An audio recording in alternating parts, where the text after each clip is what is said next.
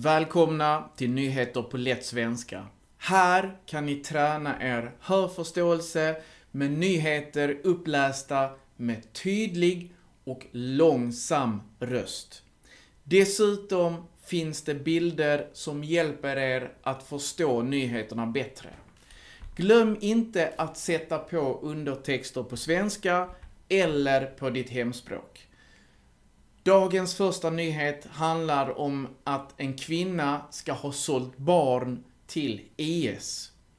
En 52-årig svensk kvinna står snart inför rätta i en ovanlig rättegång. Kvinnan är misstänkt för att ha sålt barn som slavar. Ett brott som ingen tidigare blivit dömd för i Sverige. Brotten ska ha skett mellan 2014 och 2016 när kvinnan bodde i Raqqa i Syrien. Kvinnan hade 6 barn och 3 kvinnor tillhörande den yazidiska folkgruppen som fångar. Dessa personer kom från norra Irak, en region som attackerades av Islamiska staten IS. De levde som slavar i kvinnans hem där hon styrde dem, säger åklagaren Rina Devgun. Kvinnan ska senare ha sålt dessa kvinnor och barn till IS-terrorister. Hon är misstänkt för flera allvarliga brott, inklusive folkmord, grov krigsförbrytelse och brott mot mänskligheten. Detta är första gången i Sverige som någon kan dömas för brott mot mänskligheten. Kvinnan förnekar, hon säger nej, jag har inte gjort detta. Hon förnekar anklagelserna, men är redan straffad och inlåst för ett annat brott. Kvinnan i bilden är inte den åtalade 52-åriga kvinnan. Dagens andra nyhet handlar om att EU hjälper Ukraina med värme. Ukraina står inför svåra tider i kriget mot Ryssland. Särskilt med vintern som är på väg. Ryssland har förstört många av Ukrainas fabriker som producerar el och värme. Vilket kan leda till stora problem för befolkningen när kylan och mörkret kommer. Många kan få svårt att hålla sig varma och få tillgång till ljus. Därför har EU lovat ytterligare hjälp till Ukraina under vintern. I torsdags meddelade EUs ledare Ursula von der Leyen att Ukraina kommer att få stöd motsvarande nästan 2 miljarder kronor. En del av pengarna kommer att användas till nya hus och spisar, men det mesta ska gå till att reparera, alltså laga fabriker och elledningar. Hälften av Ukrainas energisystem är förstört. Som Ukrainas vänner måste vi göra allt vi kan för att de ska få ljus och värme, säger Ursula von der Leyen. Hon befinner sig idag i Ukrainas huvudstad Kiev för samtal med landets ledare. Tyskland har nyligen meddelat att de också kommer att hjälpa Ukraina med vapen till ett värde av 4,5 miljarder kronor. Tredje nyheten handlar om att gamla kryddor har smak.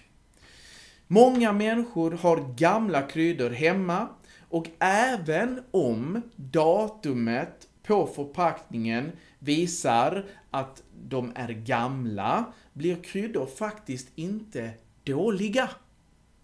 Inte ens efter 100 år förlorar rena kryddor sin smak om de förvaras på en torr plats.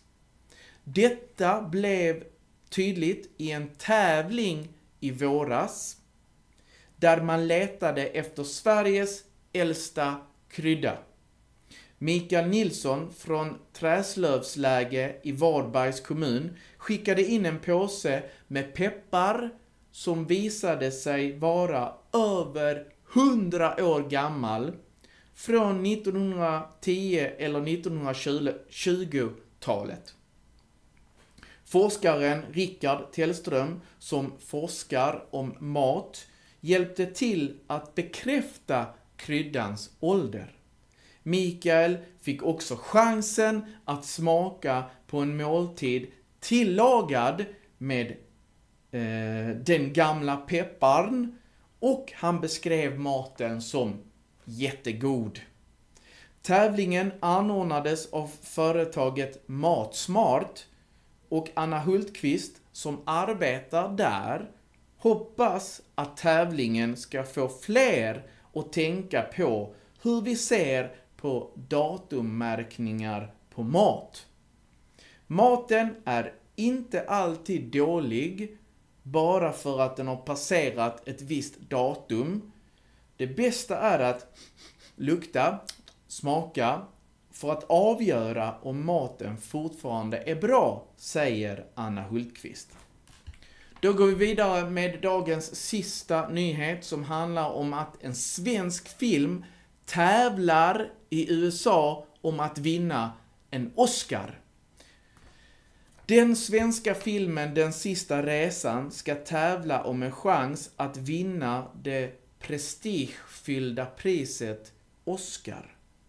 Filmen är skapad av Filip Hammar och Fredrik Wikingsson som båda är välkända från TV. Den sista resan är en dokumentär som handlar om Filips pappa Lars Hammar som är en gammal och trött person som mår dåligt. I ett försök att göra sin pappa gladare tar Filip med honom på en resa till Frankrike. Ett land Lars älskar. Fredrik följer också med på resan. Filmen har varit en stor succé i Sverige och den har setts av över 400 000 personer på bio. Oscarsgalan hålls nästa år i USA, där priserna delas ut. Men det är ännu inte säkert att Den sista resan kommer att vara med på galan eftersom bara 5 filmer väljs ut att tävla i januari. Dela ut i januari i nästa år. Det är bara 5 filmer som väljs ut. Så i januari nästa år får vi veta vilka filmer som blir nominerade. Senast en svensk film vann en Oscar var 1983 då Fanny och Alexander av Ingmar Bergman, som är en känd svensk regissör, tog hem priset. Det var allt för dagens nyheter. Vi ses i nästa sändning.